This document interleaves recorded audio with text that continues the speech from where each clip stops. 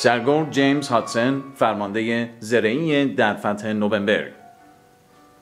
این فیلم تنها فیلمی است که بعد از مرگ ایشان به یادگار برای تاریخ دنیا مانده است.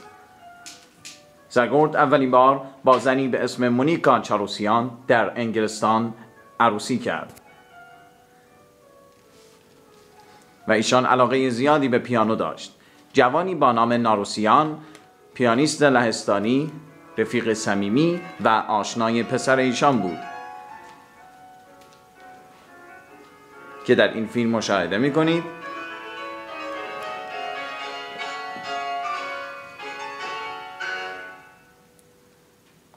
سرگرد هر روز مشغول گوش کردن پیانو، رسیدن به کارهای سیاسی امنیتی مملکت و بسیار زندگی دشواری داشت.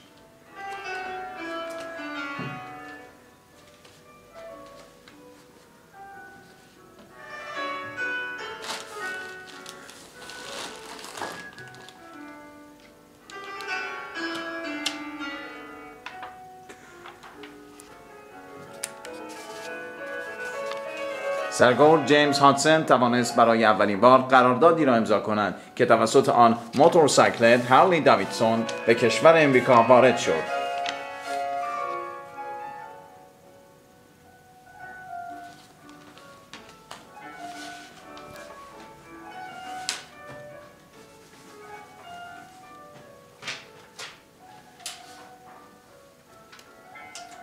ناروسیان پیانیستی جوان، ناکام و جنجالی بود.